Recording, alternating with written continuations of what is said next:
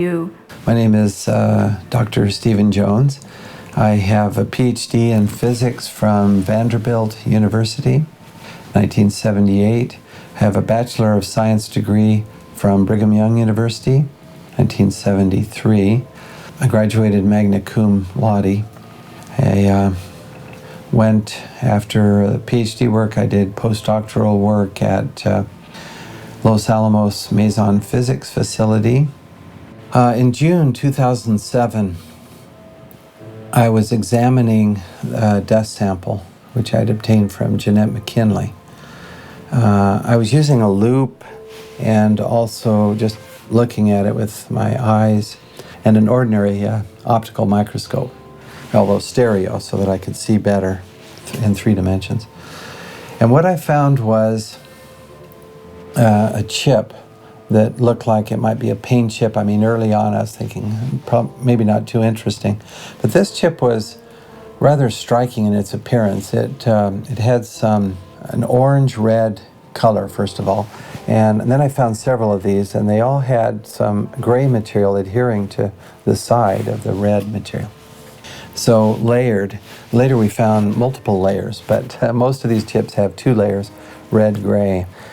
I did take one of these chips then to the electron microscope, the scanning electron microscope, and we looked at it with the electron microscope, and then we used a system where we could determine the elements. What we found in the red material is a combination of aluminum and iron oxide, and these are the components of thermite. Of course, now we looked with an electron microscope, we looked deeper and deeper, a higher and higher magnification. And I pulled in a colleague of mine, Dr. Jeffrey Ferrer. He's an expert on the electron microscope machine. So he actually broke a piece off of one of these red chips, and then later he did 4 different samples, broke a piece off. That gives you a fresh surface. Because in the dust, there's all sorts of stuff. There's zinc and titanium and calcium, all sorts of stuff. So he broke off a tip, you see, so we could look at a fresh surface. And then what you see in all 4 samples that we studied in this detail: carbon, which is significant, oxygen, iron, and aluminum. We looked at this, and these again are the ingredients, except for the carbon.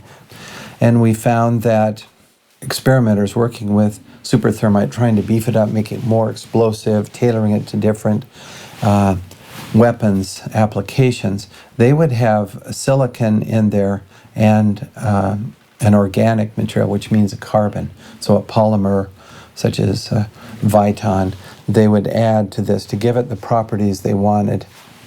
So that fit. Now, see, that was surprising to me to see silicon and carbon, but then we find in the literature that's what these guys are doing in the weapons labs, Livermore and Los Alamos. They're adding organic, because that gives you a gas production. When the thermite goes off, now you also have gas production, which gives you the explosive force, for instance. I suggested that we take a sample of this red-gray chip material and run it through a very sensitive instrument called a differential scanning calorimeter. And he did that. What it does, you heat the temperature slowly, and a material will react if it's going to. And if it reacts and produces heat, you'll get a spike in your calorimeter. And then if it reacts quickly, it'll be a narrow spike. If it, say, burns over a long period of time, you'll see a big broad spike. And the total area there is the total amount of energy released, and it gives you a lot of information.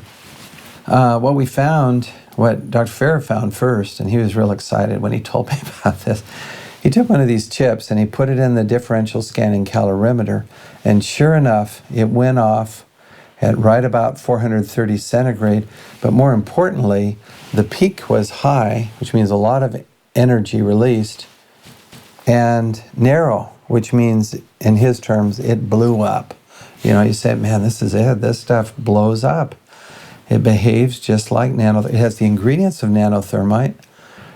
He said, well, there should be, in a thermite reaction, you should produce molten iron. So you should see some spheres of iron. Think of spraying water in the air, and you get droplets that are more or less spherical, because the surface tension pulls the liquid into a sphere. It's very simple. Same thing with molten iron from the thermitic reaction, whether it's ordinary conventional thermite or this super nanothermite. Either way, you get this molten iron, and you should get these droplets of iron. So we said we got to look for those. You know, if you don't find those, maybe who knows what it is. But we got to find droplets of molten iron. Otherwise, we're not sure we had the thermite reaction, the thermitic reaction. In this case, it's a nanothermite. So we looked, and wow, what a beautiful sight! As you look at this, after the red material is reacted, there are these little spheres, just tons of them. And we compared the traces that we got in this sophisticated calorimeter with traces obtained with known thermite. These are published data, and our peak is actually narrower. I mean, this stuff goes off with very rapidly, and with more energy also than had been reported by these other researchers working with known nanothermite.